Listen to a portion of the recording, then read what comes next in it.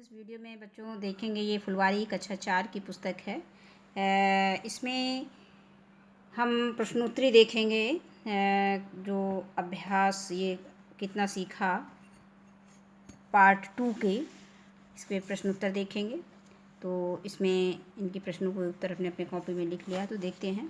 पहला प्रश्न दिया गया है कि हाँ में हाँ लोक कथा से क्या संदेश मिलता है।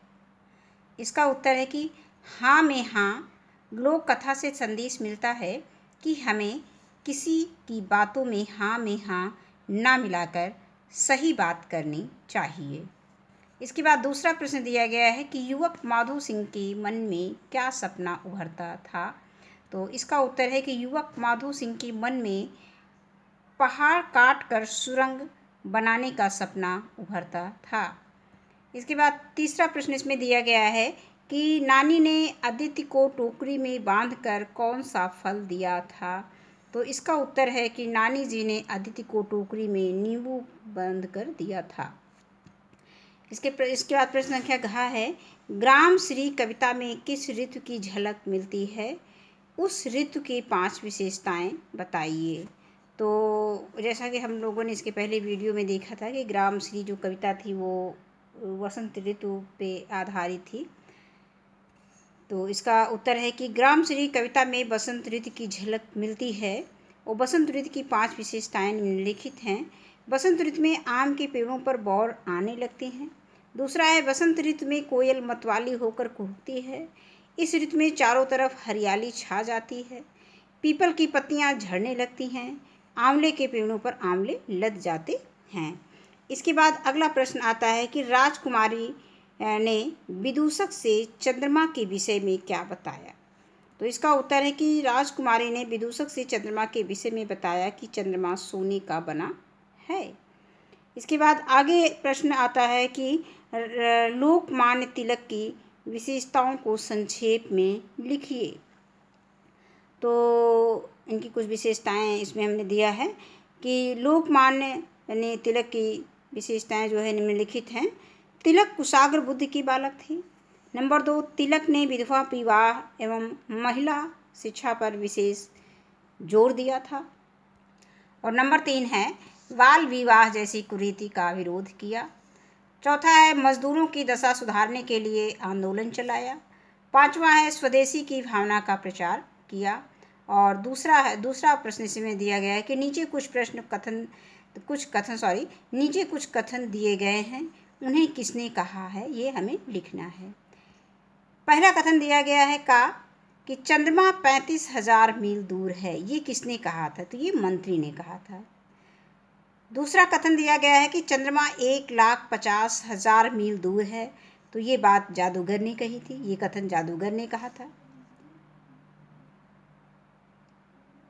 और अगला है कि मैंने प्रश्नों को हल कर लिया है, तो ये है बाल गंगाधर तिलक ने कहा था। और इसका स्वाद खट्टा है, ये नानी जी ने कहा था। मैं इस महान कार्य में आपके साथ हूँ, ये माधो सिंह की पत्नी ने कहा था। अब इसके बाद आगे प्रश्न आता है कि अधूरी पंक्तियाँ पूरी कीजिए। झर रहे ढाक पीपल के दल, तो इसके नीचे हमें पंक्ति को पूरी करना है। हो उठी कोकिला मतवाली, ये पाठ में कविता दी गई है, उसी कविता से हम इसको लिख देंगे। लहलह पालक महमह धनिया, अब इसके नीचे हमको अपने मन से उसमें कविता के अनुसार लिखना है। लौकी और सेब फली फैली। अब इसके बाद प्रश्न संख्या 4 है कि नीचे दी गई पंक्तियों के भाव स्पष्ट कीजिए। तो पहला इसमें पंक्ति दिया गया है कि पहली पंक्ति जो दी गई है कि मलेथा की प्यासी धरती पर पानी बहने लगा। तो इस पंक्ति का भाव है कि प्रस्तुत पंक्ति हमारी पाठ्य पुस्तक फुलवारी के पाठ 7 मलेथा की गूल नामक पाठ से ये लिया गया है। जो पंक्ति दी गई है, प्रस्तुत पंक्ति का भाव ये है कि मलेथा गांव की धरती पानी की कमी के कारण वहाँ की धरती बंजर थी। यानी मलेथा गांव की जो धरती थी वहाँ पर पानी की कमी थी, जिसके कारण वहाँ की ज़मीन जो है बंजर हो गई थी। उसी गांव के एक बहादुर किसान माधो सिंह के अत्यधिक प्रयास से आज यहाँ जल ही जल है। अर्थात अब मलेथा की प्यासी धरती पर पानी बहने लगा। इसके बाद आगे दूसरी पंक्ति दी गई है कि पालकी पर लद कर चलना तो जीते जी मुर्दों की तरह जाने के बराबर है। तो इस पंक्ति का भाव हो जाएगा कि प्रस्तुत पंक्ति हमारी पाठ्य पुस्तक फुलवारी के हाँ में हाँ नामक पाठ से लिया गया है।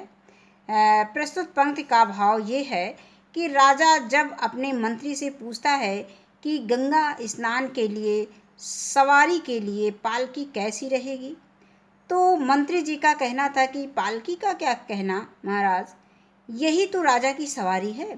लेकिन राजा बोले परंतु पालकी में बैठकर गंगा जी में स्नान के लिए जाने की बात कुछ जचती नहीं है, लोग हंसेंगे तो नहीं।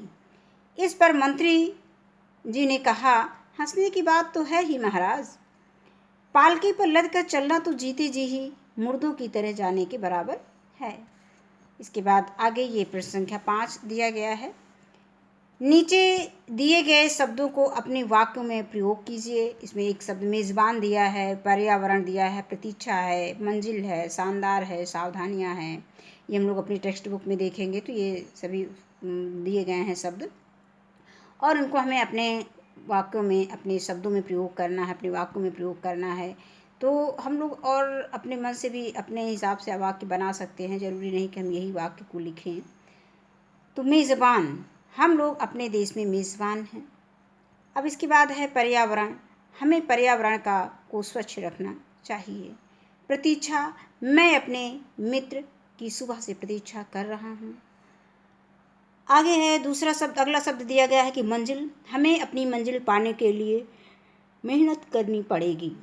शानदार, मेरा स्कूल शानदार बना है। सावधानियां, सड़क पर चलते समय हमें बहुत सावधानियां रखनी चाहिए। इसके बाद आगे है प्रश्न संख्या 6, कोष्ठक में दिए गए सर्वनाम शब्दों में से उचित शब्द चुनकर वाक्य पूरा कीजिए। इसमें सर्वनाम शब्द दिया गया है वह, उसका, तुम और तुम्हारे। तो इसमें पहला दिया गया है का, अब यहाँ डॉट डॉट दिया गया है। घर मेरे घर के पास है, तो इसमें किस सर्वनाम का प्रयोग किया जाएगा, उसका, यानी उसका घर मेरे घर के पास है। इसके बाद आता है फिर डॉट डॉट दिया गया है कि प्रतिदिन व्यायाम करता है, तो यहाँ पे हम किस सर्वनाम का प्रयोग करेंगे कि वह प्रतिदिन व्यायाम करता है। इसी तरह से अगले में हम देखेंगे कि तुम्हारे, ये सर्वनाम हो गया शब्द, तुम्हारे पिताजी का क्या नाम है। इसके बाद घा है, मुझे विश्वास है कि, अब यहाँ पर ये तुम जो शब्द प्रयोग किया गया है डॉट डॉट की जगह पर, ये भी सर्वनाम शब्द है, जरूर आओगे।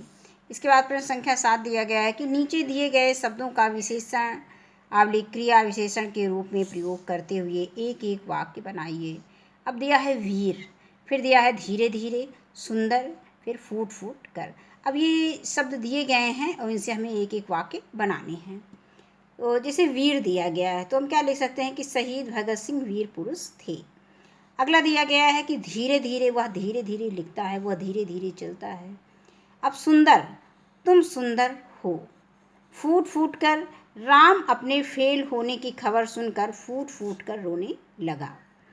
आगे अगला प्रश्न दिया गया है, प्रश्न संख्या 8 है कि ऐसे एक एक वाक्यों की रचना कीजिए जिनमें अल्प विराम, पूर्ण विराम तथा प्रश्नवाचक चिन्ह का प्रयोग हुआ हो। तो ऐसे हम बहुत सारे वाक्यों की रचना कर सकते हैं। तो हमने एक वाक्य इसमें दिया है कि तुम स्कूल कब जाओगे, आज हम तुम्हारे लिए खीर पूड़ी हलवा व दही बड़ा बनाएंगे। आगे दिया गया है, ये प्रश्न संख्या 9 है कि अपने क्षेत्र में प्रचलित कोई लोक कथा सुनाइए। तो ये प्रश्न हम बच्चों को अपने दादी दादा, नानी नाना या मम्मी पापा से सुनकर कहने के लिए सुनकर आने के लिए कहेंगे, और इसके बाद अगर वो नहीं सुना पाते हैं तो हम उनको क्लास में सुनाएंगे। आगे आता है प्रश्न संख्या 10 कि नीचे दिए गए शब्दों में लगे उपसर्ग और प्रत्यय को उनके सामने लिखिए। अब इसमें उपसर्ग और प्रत्यय कुछ शब्द दिए गए हैं और जिनमें उपसर्ग और प्रत्यय लगाया गया है। हमें ये इसमें बताना है कि कौन सा शब्द उपसर्ग है और कौन सा प्रत्यय है, यानी शब्द को देख करके हमें इसको प्रत्यय और उपसर्ग को अलग करना है। तो पहला शब्द दिया गया है कि प्रहार, तो प्रहार में कौन सा उपसर्ग है, प्रा। हम जानते हैं कि उपसर्ग जो है शब्द के शुरुआत में आता है, लगता है, और प्रत्यय जो है शब्द के बाद में लगता है। तो यहाँ पर प्रहार, प्रादनहार, तो ये प्रहार हो गया, तो प्राक शब्द क्या हो गया, प्रा उपसर्ग हो गया। इसके बाद आता है विहार, तो विहार में क्या है, विधन हार, तो वी इसमें हमारा प्रत्यय शब्द हो गया, सॉरी उपसर्ग हो गया। इसी तरह से आहार, आहार में हमारा आ ये उपसर्ग हो गया। अनुपस्थित, अनुपस्थित भी हमारा अनुपस्थित, तो अनु जो है ये उपसर्ग हो गया। और इसके बाद निरुत्साहित, ये भी हमारा उपसर्ग हो गया। अब इसी तरह से कुछ शब्द दिए गए हैं जिसमें हमें प्रत्यय बताना है, तो हम जानते हैं कि प्रत्यय जो है शब्द के बाद में लगता है। जैसे धनवान, धन धनवान, तो ये धनवान हो गया, तो इसमें वान क्या है, ये प्रत्यय शब्द है। शक्तिमान, मान प्रत्यय शब्द है। बलवान, वान प्रत्यय शब्द है। मूल्यवान, वान प्रत्यय शब्द है। और श्रीमान, मान प्रत्यय शब्द है। बस आज की वीडियो में इतना ही। वीडियो देखने के लिए धन्यवाद।